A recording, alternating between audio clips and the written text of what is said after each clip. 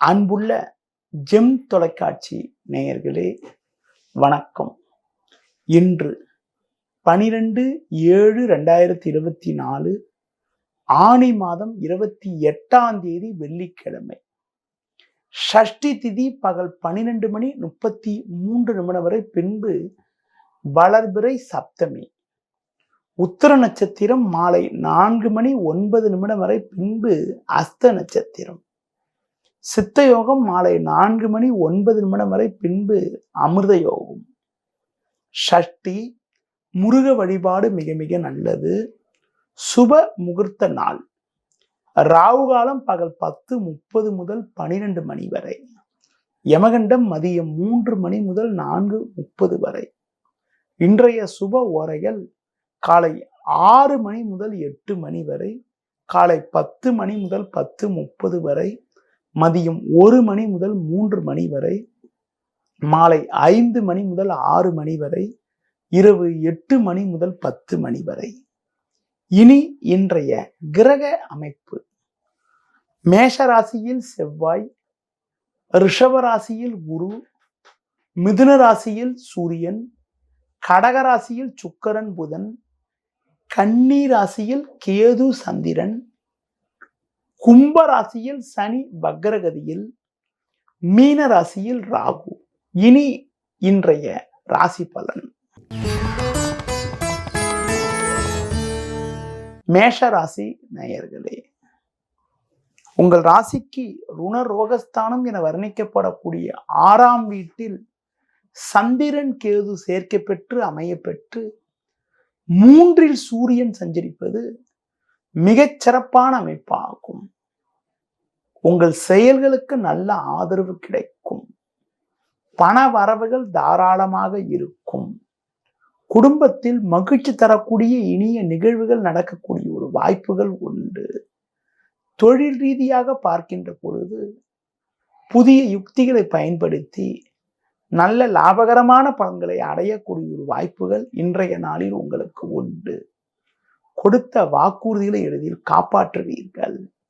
உத்தியோகத்தில் இருப்பவர்களுக்கு நல்ல வாய்ப்புகள் கிடைக்கக்கூடிய ஒரு நிலையானது இன்றைய நாளில் இருக்கிறது. மேலும் வளமான பலன்களை இன்றைய நாளில் நீங்கள் அடைவதற்கு கால பைரவரை வழிபாடு செய்வது மிக மிக நல்லது.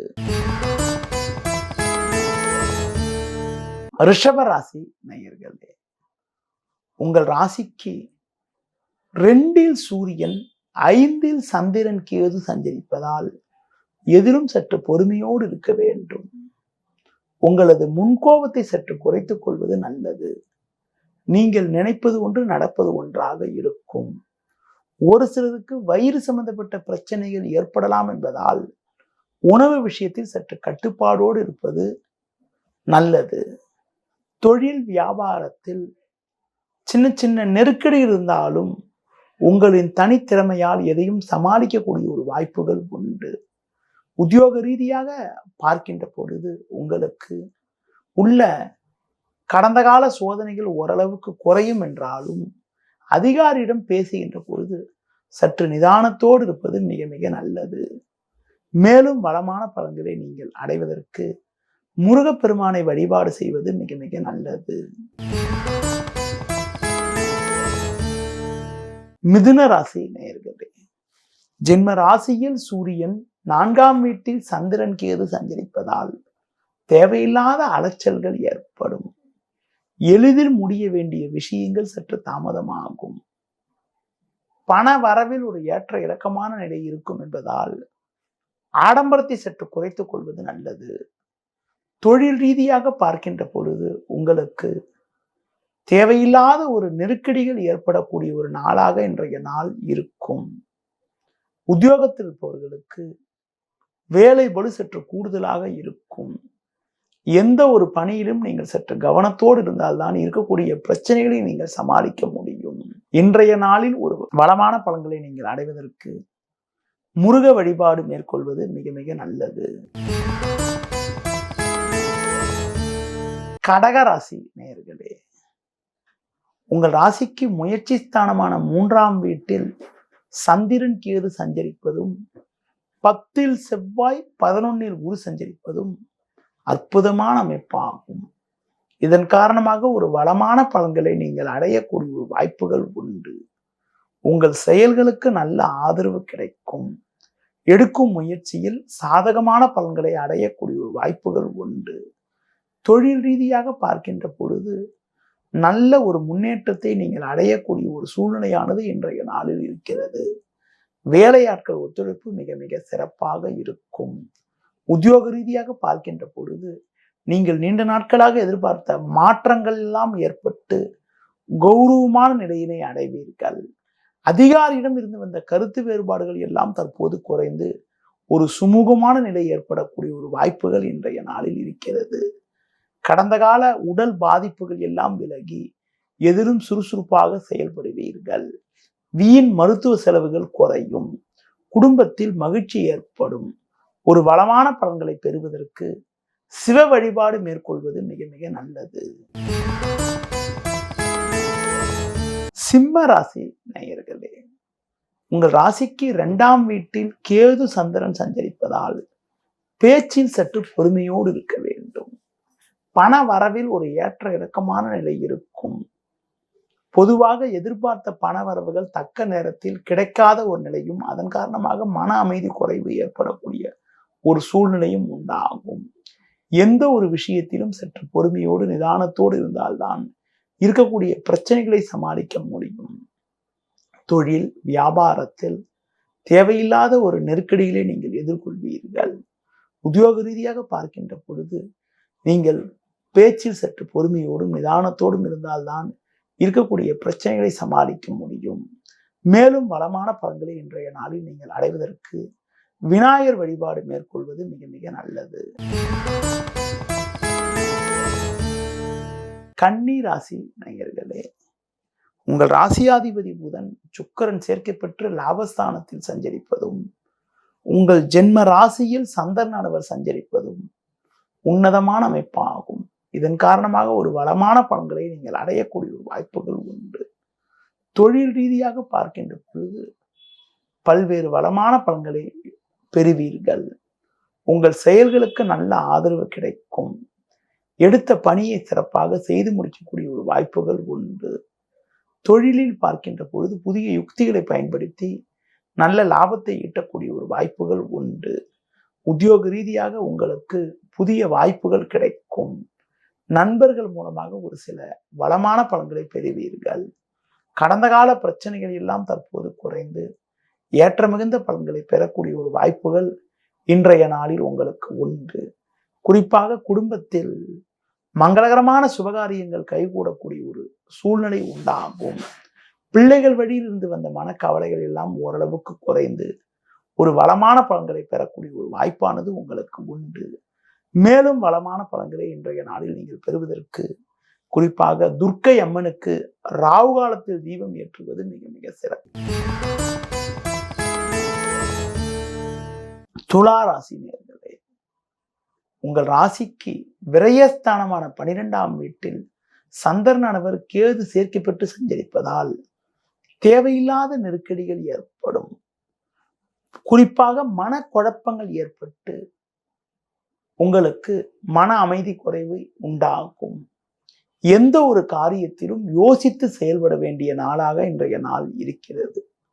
சுக்கிரன் புதன் 10ல் இருப்பதால் எதையும் எதிர்கொள்ளக்கூடிய ஒரு பலம் உண்டாகும் என்றாலும், குரு பகவான் 8ல் இருப்பதால் எந்த செயலிலும் சிந்தித்து செயல்பட வேண்டும். எதிலும் சற்று பொறுமையோடு இருப்பது நல்லது. தொழில் வியாபாரத்தில் தற்போது கிடைக்கக்கூடிய வாய்ப்புகளை சரியான முறையில் பயன்படுத்தி கொண்டால் விரைவில் சில நல்ல மாற்றங்கள் ஏற்படக்கூடிய ஒரு வாய்ப்புகள் உண்டு. வயது மூத்தவர்களுடைய ஆதரவானது சற்று சாதகமாக இருப்பதால் ஒரு சில சாதக பலன்கள் அவர்கள் மூலமாக கிடைத்து இருக்கக்கூடிய நெருக்கடிகளை சமாளிக்கக்கூடிய ஒரு பலம் உண்டாகும். முடிந்தவரை தேவையில்லாத பயணங்களை தற்போது இன்றைய நாளில் குறைத்துக் கொள்வது நல்லது. குறிப்பாக தேவையற்ற பயணங்களை குறைத்துக் கொள்வதன் மூலமாக ஒரு சில அனுகூல பலன்களை அடையக்கூடிய ஒரு வாய்ப்புகள் உங்களுக்கு உண்டு.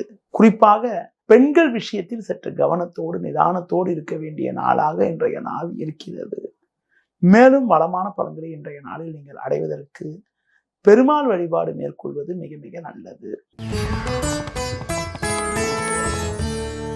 விருச்சிக ராசி நேயர்களே, செவ்வாயின் ஆதிக்கத்தில் பிறந்த உங்களுக்கு, குறிப்பாக ராசிக்கதிபதி செவ்வாய் உங்கள் ராசிக்கு 6ஆம் வீட்டில் வலுவாக அமையப்பெற்று லாபஸ்தானமான 11ஆம் வீட்டில் சந்திரன் கேது போன்ற கிரகங்கள் சஞ்சரிப்பது உன்னதமான அமைப்பாகும். இதன் காரணமாக ஒரு பலமான பலன்களை அடையக்கூடிய ஒரு வாய்ப்புகள் உங்களுக்கு உண்டு. எடுத்த பணியை குறித்த நேரத்தில் செய்து முடித்து ஏற்ற மிகுந்த பலன்களை பெறுவீர்கள். தொழில் ரீதியாக ஒரு நல்ல லாபகரமான பலன்களை அடையக்கூடிய ஒரு வாய்ப்புகள் உங்களுக்கு உண்டு. உத்தியோகத்தில் இருப்பவர்களுக்கு ஒரு கௌரவமான நிலை உண்டாகும். பிறருக்கு தந்த வாக்குறுதிகளை எளிதில் நிறைவேற்றுவீர்கள். நவீனகரமான பொருட்களை வாங்கக்கூடிய ஒரு வாய்ப்புகள் ஏற்படும். ஒரு சிலருக்கு வயது மூத்தவர்களிடம் வீண் வாக்குவாதங்கள் ஏற்படலாம் என்பதால் பொதுவாக வயது மூத்தவர்களிடம் பேசுகின்ற போது சற்று பொறுமையோடு நிதானத்தோடு இருப்பதன் மூலமாக இருக்கக்கூடிய பிரச்சனைகளை சமாளிக்க முடியும். மேலும் வளமான பலன்களை இன்றைய நாளில் நீங்கள் அடைவதற்கு குறிப்பாக மகாலட்சுமி வழிபாடு மேற்கொள்வது மிக மிக நல்லது. தனுசு ராசி நேயர்களே, உங்கள் ராசிக்கு தொழில் ஸ்தானமான 10ஆம் வீட்டில் சந்திரனானவர் சாதகமாக அமையப்பட்டிருப்பது நல்ல அமைப்பாகும். இதன் காரணமாக ஒரு வளமான பலன்களை நீங்கள் அடையக்கூடிய ஒரு வாய்ப்புகள் உங்களுக்கு உண்டு. பண வரவுகள் சற்று சாதகமாக இருக்கும். எதையும் எதிர்கொள்ளக்கூடிய ஒரு பலம் உண்டாகும். புதிய பொருட்களை வாங்கக்கூடிய ஒரு வாய்ப்புகள் உங்களுக்கு உண்டு. பேச்சு திறமையால் பல்வேறு வளமான பலன்களை பெறுவீர்கள். தொழில் ரீதியாக உங்களுக்கு உள்ள கடந்த கால சோதனைகள் சற்று குறைந்து ஒரு சில அனுகூலமான பலன்களை அடையக்கூடிய ஒரு வாய்ப்புகள் உண்டு.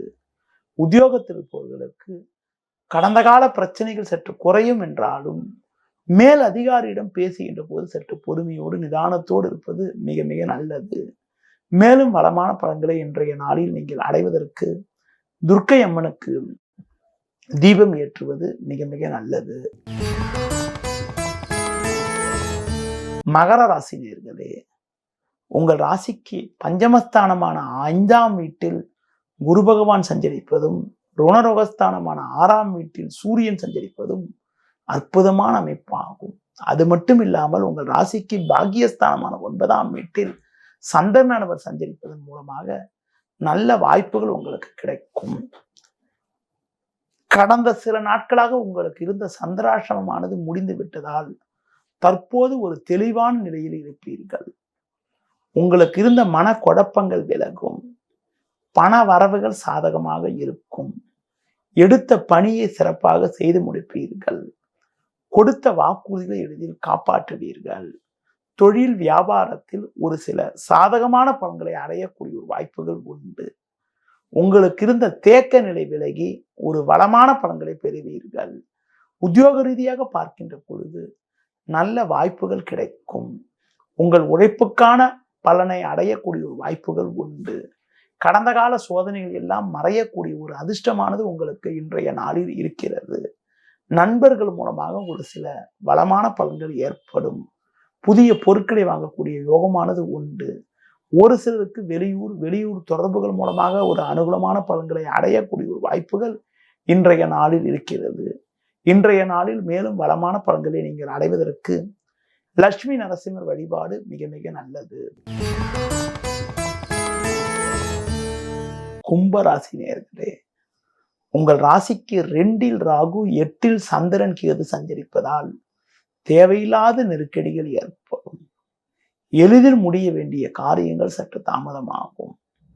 எந்த ஒரு காரியத்திலும் யோசித்து செயல்பட வேண்டும். உடனிருப்பவர்களே உங்களது மன அமைதியை குறைப்பார்கள். தேவையில்லாத ஒரு பிரச்சனைகள் மேல் ஏற்பட்டு உங்களுக்கு தேவையற்ற மனக்கவலைகள் உண்டாகும். எந்த ஒரு விஷயத்திலும் சற்று கவனத்தோடு இருந்தால்தான் இருக்கக்கூடிய பிரச்சனைகளை சமாளிக்க முடியும்.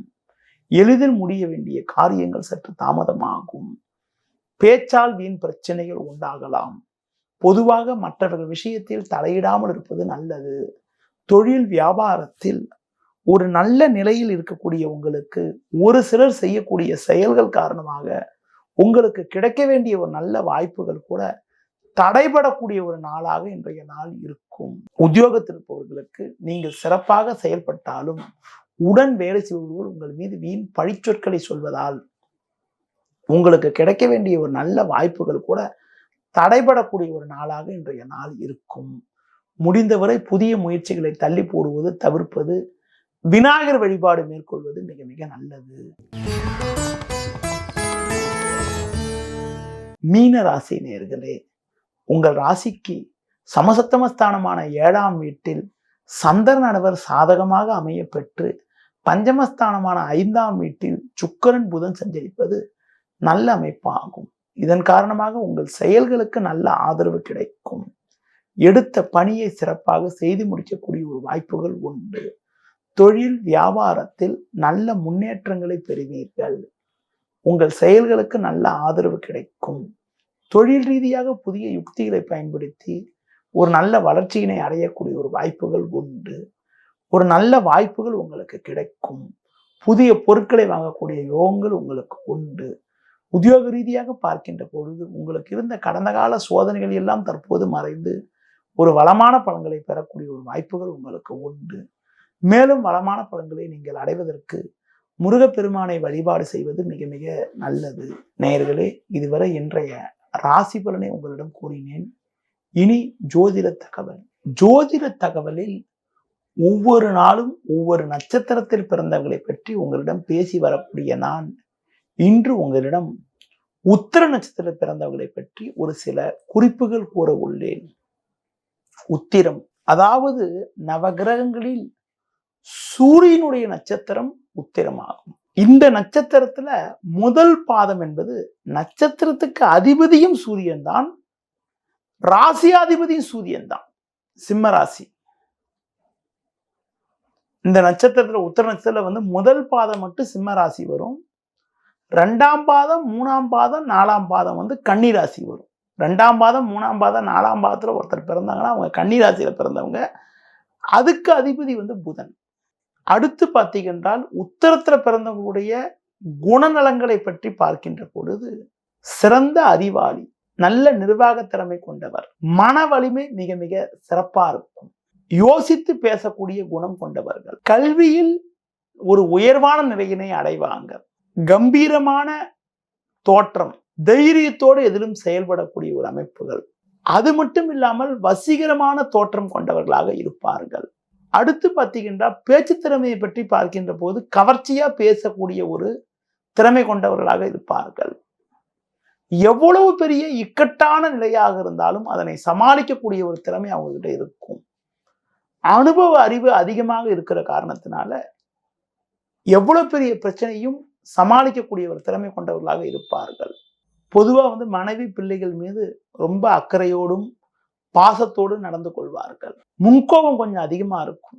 சின்ன சின்ன விஷயத்துக்கு கூட வாக்குவாதம் செய்வாங்க. குடும்ப ஒற்றுமை மிக மிக சிறப்பா இருக்கும். செல்வம், செல்வாக்கு, சொந்த முயற்சியால் வீடு, மனை, வண்டி, வாகனங்கள் வாங்கக்கூடிய யோகம், ஆடம்பர பொருட்கள் வாங்கக்கூடிய யோகங்கள்லாம் உண்டு. பூர்வீக சொத்தின் மூலமாக அனுகூலங்கள் அடையக்கூடிய நேயர்கள் உத்திர நட்சத்திரக்காரங்க.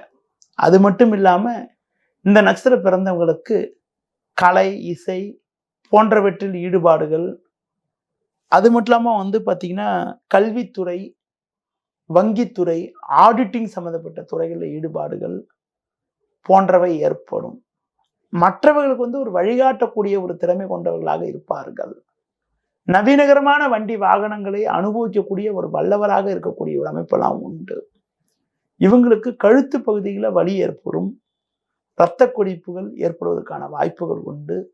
நரம்பு சம்பந்தப்பட்ட பாதிப்புகள் ஏற்படலாம் என்பதனால உடல் ஆரோக்கியத்தில் கொஞ்சம் அக்கறை எடுத்துக்கிறது ரொம்ப ரொம்ப நல்லது.